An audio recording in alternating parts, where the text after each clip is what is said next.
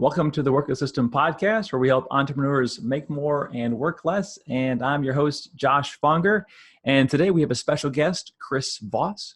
Chris is the CEO of the Black Swan Group and author of the national bestseller, Never Split the Difference, Negotiating as if your life depended on it, which was named one of the 7 best books on negotiation. As a 24-year veteran of the FBI, Chris retired as the lead international kidnapping negotiator. Drawing on his experience in high-stakes negotiations, his company specializes in solving business communication problems using hostage negotiation solutions. Their negotiation methodology focuses on discovering the black swans, small pieces of information that have a huge effect on an outcome. Chris and his team have helped companies secure and close better deals, save money, and solve internal communication problems.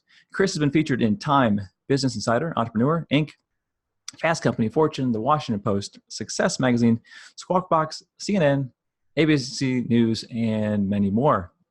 All right, very good. Well, Chris, I'm excited to have you on the show. And to start things off, why don't you tell us the backstory? How did you get into this line of work as a hostage negotiator? Yeah, oddly enough, my negotiation career all flowed from me hurting my knee when I was in college. I was on SWAT. I was a police officer. I became an FBI agent. I was on a SWAT team with the FBI and was trying out for the FBI's hostage rescue team, which is the FBI's version of the Navy SEALs. And as a matter of fact, there are a number of former SEALs and Delta guys on a hostage rescue team. And I re-aggravated the injury, so I thought, instead of completely blowing my knee out, I had it rebuilt again. Negotiators, I talked on the phone. I figured I could do that. How hard could that be? I go around talking every day. And it ended up being extraordinary. The insights to it, getting into it was fascinating. And the other cool thing about being a hostage negotiator is basically you work while the SWAT guys stand around and wait for you to do your job. So you get to do your thing a lot more than the SWAT guys do anyway. So with regards to negotiation, how is that translated over to business for you? Is there a one-to-one or is it wildly different? No, it's pretty much a one-to-one straight across the board. Hostage negotiation is just the application of emotional intelligence. People in business actually get upset a lot more than people in kidnappings. Really? So I would think you'd be talking to someone who's kind of crazy, right? Like an insane person to some degree. Right. So you're saying that those people are actually more sane than business deals. Well, the negotiations end up being more sane, mostly because, hostage negotiators, our approach from the very beginning is to help the other side get their emotions under control. Mm-hmm. That's pretty much the last thing somebody in a business negotiation wants to do. So because of that, business negotiators have more stories of getting screamed at, people storming out of rooms on them, calling them names. That kind of goes with the territory of business negotiations for untrained negotiators. Hostage negotiators, our approach right off the bat is to get you to calm down. So it's kind of crazy that hostage negotiations tend to overall are probably calmer. Huh. So what is some tips, or what is your process for negotiation if you have one? Is there like a preparation and then the early phase 1, phase 2, phase 3, or is there like a sequence that they normally go in? Yeah, we do teach people a certain process. There's kind of a minimal process to dial into an advance to try to get on the same sheet of music with the other side. By and large, it's a really bad idea to start a negotiation by making your case, by making your argument. That's what almost everybody does. Let me give you my value proposition. Let me tell you why you should make a deal with me. Those are what happens is both sides feel that way. So you get two people talking at each other. Two people, it might as well be a presidential debate. The candidates aren't there to persuade the other side. They're there to roll over the other side. And that's not a great negotiation. So knowing the other side is dying to make their case, let them start out by making their case, because they're immediately going to be a lot more open to listening. It's the old Stephen Covey advice, modification of it. Seek first to understand, then be understood. All right, so seek first to show that you understand so that you can be understood. It's actually the quickest sequence to getting your point across is to hear the other side out first. So you let them, you kind of let them tell you kind of show their cards first, and once they've shown all their cards, then you can start to reveal how you want to go about it, I suppose. Yeah, you kind of get them to show their cards by basically trying to lay out, what you think their case is. Now, either you're going to get their case right, or they're going to correct you. And actually, the correction process is when people really tend to show their cards. I mean, correcting another human being is irresistible. I mean, it is so emotionally satisfying. It might as well be one of the 7 deadly sins. And if I get you correcting me, you're going to blurt stuff out that probably would have been very closely held otherwise. So, I could say something like, it seems like your chief of operations, or, I'll pick somebody out on your team. It seems like your director of operations just not on board with this. And I go, no, my director of operations is fine with this. Well, what you really needed to know right off the bat was where the director of operations stood, because the director of operations might kill the deal. So, they're gonna be candid with you if they correct you. I mean, it's insane how honest people are when they get into the correction mode, because correcting another human being is just so satisfying. It feels so good, and you get a lot of great information that way. So let's run through like a scenario. So let's say you are you have a fitness gym, like you own a gym, and you want to buy the other gym. Let's just say down the street, and you own two gyms, and then brand them both. And the other guy has owned it his whole life. It's emotional, and he needs to retire. Though, let's just say he's 70 years old, he needs to retire, and you want to buy him out. How would you kind of go about this process? I'd start out by saying, what does this guy want me to know? This guy wants me to know that his gym is his life's work. It's his baby. He's invested his whole life in it. He's proud of what he did. And he wants me to know it's going to be hard to part with. So I'm going to start out by saying, like, you put a lot into this gym. I mean, this gym is probably your life's work. I mean, you created this out of nothing. You gave people jobs. You help people make their lives better by working out there. I mean, you put a lot into this. This is probably going to be really hard for you to part with. And then I need to shut up and let the other guy respond, because that's going to be his argument for why he wants his price. And it's kind of funny when you make the other side's argument as to why they want the price, then they get a lot more flexible in their price. I mean, in my book, I tell a story of buying my Toyota 4Runner, which is the salsa red pearl was the color. I mean, it's the sexiest color you ever saw in your life. And I sit down with the car negotiation, and I threw a number out, which was extremely low. And then I said, look, this truck is worth way more than that. I mean, it's beautiful. I love it. And it's one of the sexiest colors I ever saw. I can see myself driving this thing. And not only that, there aren't any other Toyotas like this anywhere around. I mean, you've got the market corner, but I just can't pay your price. And, the seller, that was all things he was going to say to me. He was going to say, can't you just see yourself driving this beautiful truck? I mean, this is the most beautiful color you ever saw. I can tell from the look in your eyes that you love this. The look in your eyes when you came back from the test drive, I saw how much in love you are with the car. But since I said this already for him, it left him with nothing to say. He looked at me and he blinked. And then he went back and got permission to offer me a lower price. And when he offered me a lower price, I was like, oh my God, you're so generous. That truck is worth that price.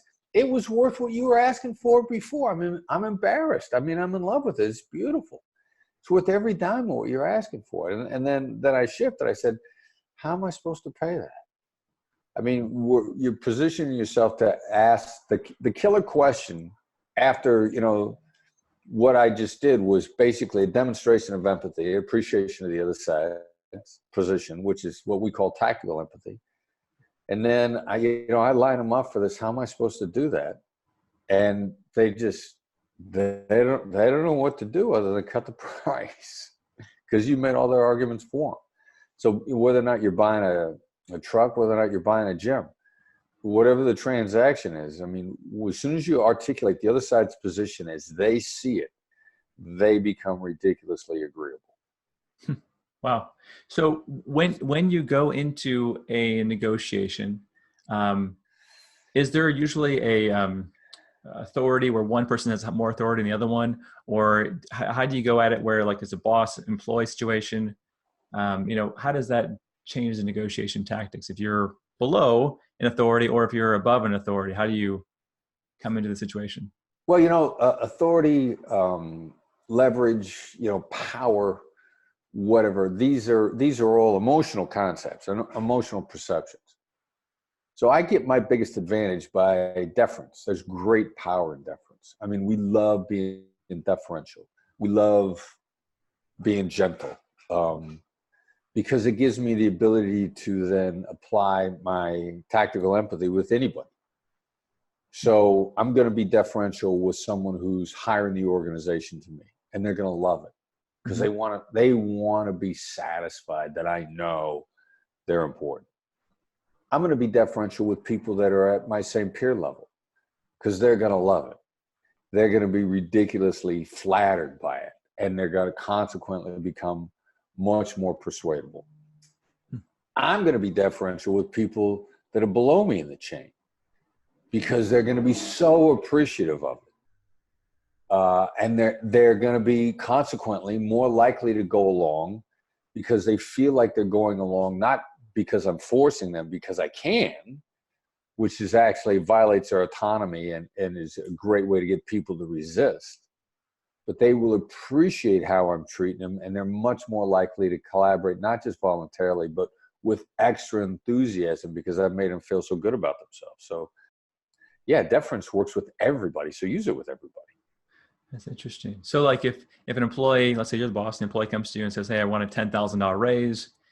You're not going to just say no, because then you're going to create a win-lose situation. You're going to, or how would you walk that through if you want to give them maybe a $2,000 raise, not a $10,000 raise? Well, I mean, my first conversation is going to be, I mean, how do we make you worth more than that $10,000 raise? I mean, we can have a conversation now without really talking about your future, or we can set you up for a phenomenal future. I mean, what do you want out of life? What does working here get you? I'm going to change the conversation, whether I'm the employer or the employee, to points in the future of great success for both of us. Because salary is a term, and salary is no guarantee of success in either direction. I mean, what we really need to be talking about is success. So I can pay you more, so you can earn more.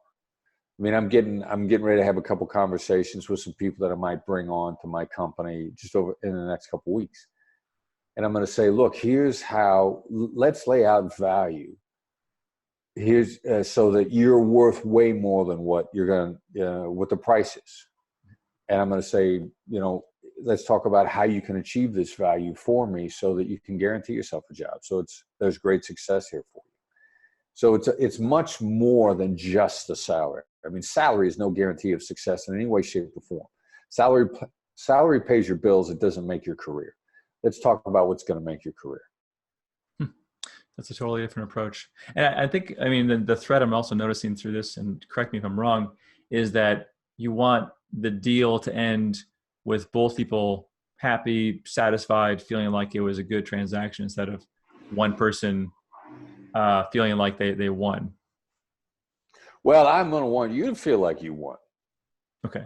Because I'm going for a long-term relationship, and I'm going to want you to continue to deal with me happily, not because you're forced to it. I mean, you're going to continue to make deals with me if you feel like you won. You're going to want me to benefit. If you feel like you're winning, you're going to want me to benefit. You're going to love this. You're going to want this to keep going. So the last thing I want is for you to feel like you lost, because then you're going to pay me back.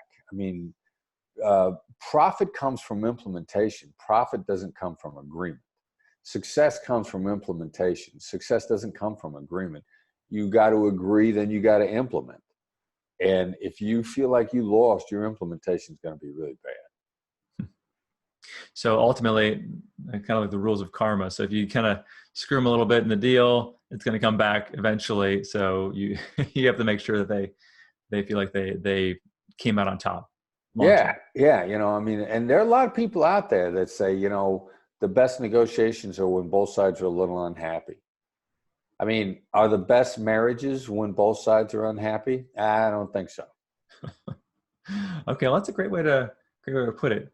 And it definitely requires a lot of, I guess, emotional intelligence on the one doing the negotiation, so that they can feel comfortable. They can feel comfortable and confident, even if the person that they're doing negotiations with feels like they won, and that they're okay with that long term. Yeah, and emotional intelligence, I mean, it's a ridiculously easy thing to build. Mm-hmm. I mean, we've all got this incredible capacity for it. First of all, everybody was born with the seeds of it.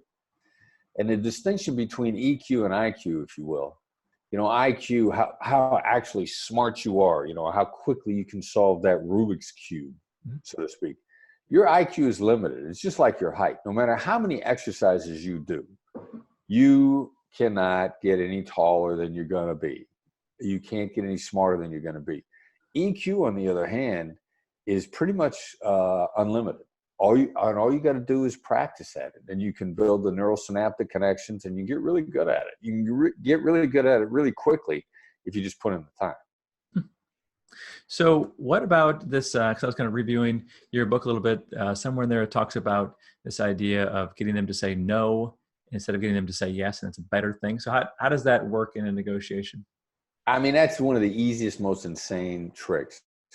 First issue is to be aware of how much of a problem yes is. I mean, there's three kinds of yeses: commitment, confirmation, and counterfeit. And people are ridiculously good at giving a counterfeit yes. Maybe they're pumping you for information. Maybe they just don't want to let you down. I mean, a counterfeit yes is 90% of the yeses that are out there. So, and then also, if you say yes to me, you're gonna wonder about what are you letting yourself in for? If I say to you, it's Friday, right? You're going to go, all right, so there's a reason he's asking me that. If I say yes, what path am I being walked down right now? Mm-hmm. Maybe there's something about Friday I've forgotten. Maybe I made a promise about Friday, or maybe I'm supposed to be, something. But that confirmation yes always makes us hesitant. And your guard's going up because you've been cheated too many times. Mm-hmm. Somebody somewhere when you were a teenager, when you were in your early 20s, you got led down that path one time too many, and now your guard is up. You're yes battered. Mm-hmm. Now, as common as that is, it's stupid. The flip side is true. Instead of saying, do you agree? I'll say, do you disagree? If I lay out a proposition for you, instead of saying, does this look like something that would work for you? I'll say, is this a bad idea? Are you against doing this? Now, the real key there is, if you say no, you figure now you can continue to answer with no commitment. Mm-hmm. Like if I lay a proposition out to you and I say, does this look like something that would work for you? My intention may be, first of all, I'm just trying to politely, respectfully confirm that some aspect works for you. And I'm hoping that the parts that don't, you'll tell me. Mm-hmm. I need that follow-on information. On your end, your problem is you feel like if you say yes to any of it, you're now committed. And every single yes that you say, I mean, the momentum selling, they call these tie downs. Mm-hmm. You're going to feel tied down. You're going to feel cornered. You're going to feel trapped. You don't want to go there. Mm-hmm. I mean, this is all bad. But if I say, are you against doing this? You say, no, I'm not against doing it, but here are what my problems are. And you'll lay that stuff out for me.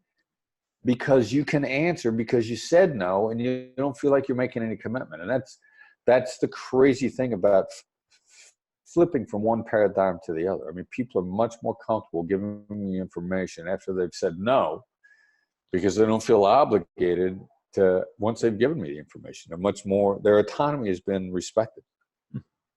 That's a very subtle shift, but I can see how that would be powerful. And so what is it like when you hire someone, you bring someone new to your team and they've already read your material and they've already studied your stuff? Are they easy to negotiate with, or do they know exactly what you're doing? Oh, well, our negotiation process, I mean, we use this on each other all the time. It's not that you're a great negotiator, it's what you're trying to get out of the other side. So we believe we're on the same team. We want to cut down our communication time. We want to get to the point as quick as we can. And, you know, in the intro, we used to say that we solve business negotiation problems, but what we really do is we accelerate outcomes. And so we use this stuff on each other all the time because we're trying to get to the best outcome possible as soon as we can. And we can't get there unless we understand each other. So it's the exchange of understanding and not assuming we understand. You got to confirm. You got to lay stuff out for the other side. And you got to find out what they're against and what they disagree with. I was going to say, I get people that are trying to cheat me using this stuff on me all the time. And I smell that right away. And I just terminate the negotiations. I mean, I can tell where you're coming from really fast. And if you're using my stuff on me to try to cheat me, to make me lose, we're just not going to make a deal. I'm going to stop talking to you. So that brings me to another one of your techniques I'm reading about, which is this idea of mirroring. So like if I start mirroring you in this call, would you be able to pick that out? Is that a good technique to use? I think mirroring is a great technique, and the people in my company use it on me all the time. And it's actually very helpful because if you're mirroring me appropriately, you will mirror me on stuff that you want to learn more about. And I want you to learn that. I mean, that's why I'm talking in the first place. Let's get some clarification. So it's really why it's being used on me, not that it's being used on me. So how do these techniques work in personal life? So if you have spouse, kids, all the same rules apply in terms of these techniques you walk them through?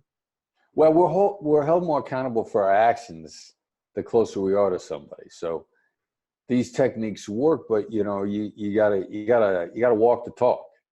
I mean, this is how to talk the talk of great collaboration, and you got to turn around and you got to walk the talk as well. I mean, if you're in a conversation with your spouse and you're demonstrating understanding, well, your actions need to follow up with it. I mean, you got more leeway in a business deal because, you know, you're not going to sleep and waking up with as quickly with a business partner, although it's going to come pretty quick. So you better walk the talk in your business deals also. It's just that, you know, the closer somebody is to you, the more quickly they're going to get feedback as to whether or not you were full of nonsense or whether you're going to walk the talk. So you actually have to be honest along the way, because eventually they're going to find out. But your family will find out much quicker. Okay, no, that makes sense. So with business deals, you mentioned walking away. Are there some kind of telltale signs where, you know, if you're trying to do a deal and you say, you know what, I know this is going to go bad, so I should just walk away? What are some of those triggers? So if somebody starts making their deal look really sexy to me before we've even spoken, what they're trying to tell me is the intrinsic value of doing this is so great that we don't got to pay you. I mean, I got an approach for a keynote recently, and the email said, how would you like to come teach negotiation to our $2 billion hedge fund?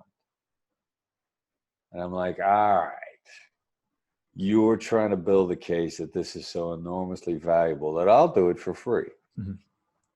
And sure enough, that was the case. I mean, they came back at me with a low ball offer, like stupid low. And then they started using my stuff on me. And I'm like, no, I just stopped talking to them. I mean, because if you're showing me that my communication to you is a waste of time, I'm going to stop wasting my time. I'm not going to talk to you. I'm just going to cut it off. And the fair amount of people wonder, well, I thought we were negotiating. The negotiation has been over for a while. I'm not. If you're not going to listen to me, then why should I tell you that it's over? Because what you're going to do is say, no, it's not, and you're going to keep talking. So since you're going to keep talking and not listening to me anyway, I'm just going to stop responding. And that's the first problem, where you're trying to get me to do it for nothing. Second problem, which is a more common problem for all business people, is people looking for free consulting, or they're just simply looking for a competing bid. There's a sales book out now called The Challenger Sale.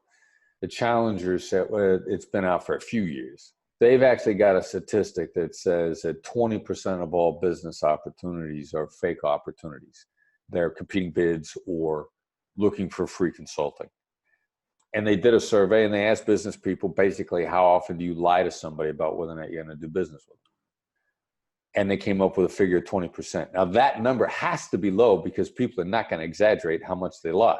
If they do anything, they're going to minimize how much they lie. So there are a lot of fake opportunities out there, a lot. And sniffing those out really, really quick are critical because, again, we terminate the conversation. You know, salespeople have a phrase, it's not a sin to not get the deal. It's a sin to take a long time to not get the deal. And we don't want to take a long time to not get the deal. So, you know, right away, they're trying to get you to come down on your offer, and you don't even say no. You just don't even say anything because they're not listening. That's interesting. Well, yeah. Or I'll say, look, you know, I don't think we can help you right now. Love to be a part of your success for your future. And if you get into a position where we really can help you, recontact us. Now that should be the end of the conversation. Now, if they're intentionally using me for a competing bid, that's a victimization move on their side, and they'll have a tendency to get a little bit more angry with me. And that's just backup that you're trying to cheat me. I mean, we were on a phone call with a company the other day that they failed all our test questions in a very short period of time. And they said, look, can you send us a request for proposal on how you'd outline your training? And my response to them was, you're asking me for proprietary information and happy to share that with you as soon as we have mutual commitments to work together. And they said, well, you know, we're just gathering information right now, so we're not going to make a commitment to work with you, but could you send us the RFP anyway? And I said, no, we don't do that. I just told you that's proprietary. And I ended up hanging up on them. Oh, well, I think that's great for us entrepreneurs to hear that is knowing that there's a large percentage of bad deals out there, and just save yourself the time. I know with my consulting, when I'm actually going to fly out somewhere, I don't bother doing any planning in terms of how the implementation is going to go until there's money exchanged, because there's just no point in even starting to build out a plan if they're not willing to pay something for the plan. So right, exactly, yeah. I mean, and a lot of that is on. This is presupposed that you deliver what you do. You know, that you actually over deliver. And in my company, we actually over deliver. So very much like you, nothing gets put on the calendar for any sort of business relationship until we've received money. Now we can do that because we're gonna deliver. Now, if we didn't deliver, then we'd be caught up in lawsuits for taking money and then backing out of deals. We don't do that. So I have no compunction whatsoever, no hesitation to say, look, you want to do business with us, send us a deposit. Because once you do, we're going to knock ourselves out to make that money the cheapest money you ever spent. So what about, just to change gears a little bit, this is kind of a curious question for me, negotiation in 2019 and beyond, instead of just being face-to-face over the phone, now we have video call like this, we have emails, we got text messages, social media, there's all these other competing ways to communicate. Does that change how negotiation happens? I mean, if you're going to negotiate over email, compare it to face-to-face, compare it to phone, do you have to change your approach, or is it just the lag between correspondence? If you have a full appreciation for the limitations of each one and basically negotiate with them the way you want to be negotiated with. And what do I mean by that? There isn't a person on the planet that likes to read a long email, and yet almost everybody sends them. You don't want someone to negotiate an entire deal with you in one email, or lay out an entire value proposition, or do it all in one email. I mean, and you probably won't even look at that email. 99% of people will turn right around and write an email that they would never read. And that's where people really get into trouble. I mean, you hate getting complicated text messages, yet you want to send a text message that has 2 paragraphs. I mean, if don't do to other people what you hate to have done to you. Now, if you don't mind reading short emails, you don't mind reading concise text messages, so do the same thing. You got a small point to get across, put it in an email. If under a circumstance where you want somebody to call you on a phone and get a feel for their voice, give the other person that same consideration. I mean, basically, how are you spinning your wheels, or how do people spin their wheels with you? Just stop doing it. Well, I have a technique that I learned from Sam, my business partner, which you might already know, but it's something that we love to do. It's called EVM, or email to voicemail. So whenever someone sends us a long email, we will just pull out our phone. We'll just record a 2, 3, 4-minute message with all the nuance, all the things we're considering, and we'll send them that over email. And so they'll get a voice response instead of an email response. So whenever I get a long email, I never respond. I always give a voice response back, because it takes 2 minutes and I can go through all the complexity and they can hear my tone and my intensity without having to kind of wade through long email. Yeah, well, I mean, I think that's a great idea. I mean, that should be a supplemental skill as well. But yeah, you convey tone that you wouldn't be able to otherwise convey. Plus, the information is hitting their brain in a different way. Mm. By and large, everybody looks at screens too much. I mean, by the end of the day, almost everybody's got eye strain from looking at a backlit screen that's two-dimensional. It's one of the reasons why all the books that I read are actual paper books, because it hits the eye differently. So if you send somebody a voicemail that answers their email, now the information's running in through another circuit in their brain that hasn't been exercised that much that day, which means it's got a greater capacity. They have more capacity to listen at the end of the day than they have to read, because they've been reading all day. So there's a variety of reasons why that's a great supplemental skill. Interesting. Well, I don't want to take too much more time, but I've got just a couple more questions, then we'll sign off, because I know you've got a busy day. Last one I want to do is, okay, what's one thing that I have not asked you that I really should have asked you, knowing that we've got entrepreneurs in the call and they're probably doing all sorts of mistakes with their negotiations. What's kind of a big thought you want to make sure that they're aware of? The biggest thing is let the other side go first. I mean, hear the other side out. You're going to accelerate your deals with that move by itself. You don't even have to be good at hearing them out. Now, you will get good once you start giving other people a chance to give you their case. You'll be surprised at how quickly you will get good at confirming with them that you know where they're coming from. But you're going to save a massive amount of time just by starting, because they're dying to tell you anyway. And they're not going to come to an agreement with you until they've told you where they're coming from, or your agreement is going to be horrible. So that's one of the things that really accelerates deals. Let the other side go first. Okay, good. I love that. Simple, easy to use. Chris, I want to say thanks for being on the show. Really learned a lot. This is really useful. Hopefully it was useful. Everybody listening, I'm sure it was. Where can people find out more about what you do and what your group does? All right, the gateway to everything we have is our newsletter. It's complimentary, it's good price, it's free. If it's free, I'll take 3, right? That was an old friend of mine used to love to say that. So, and it's short and sweet. More importantly, the newsletter comes to your email Tuesday mornings. It's a short article, 800 words or less, which is usually about a page and a half. You can read it, digest it quickly, actionable specific steps, plus the newsletter is a gateway to the website, training announcements, everything. We got a video negotiation course that's coming out later this year. Very in-depth. Status announcements on that is coming out through the newsletter. So the best way to subscribe to the newsletter is a text to sign up function. The name of the newsletter is The Edge. That's not how you sign up. You send a text message to the number 22828. That number again that you're texting to is 22828. The message you send is FBI empathy, all one word. Don't let your spell check put a space between FBI and empathy. That'll screw up the message. It's got to be all one word, FBI empathy, no space, lowercase, to the number 22828. If you execute that properly, you'll get a response back asking for your email. You signed up. It's that simple. Okay, so 22828, FBI empathy, all lowercase, all one word. And I'm going to do that. I'm looking forward to reading your work and learning how to be a better negotiator. If not with business, at least with my wife and kids, because that'll be important. I live with them. So they'll be happier, and consequently, so will you. Yeah, well, that's good. Win-win. I like that. Well, Chris, again, I want to say thanks. And thanks, everybody, for tuning into the podcast today.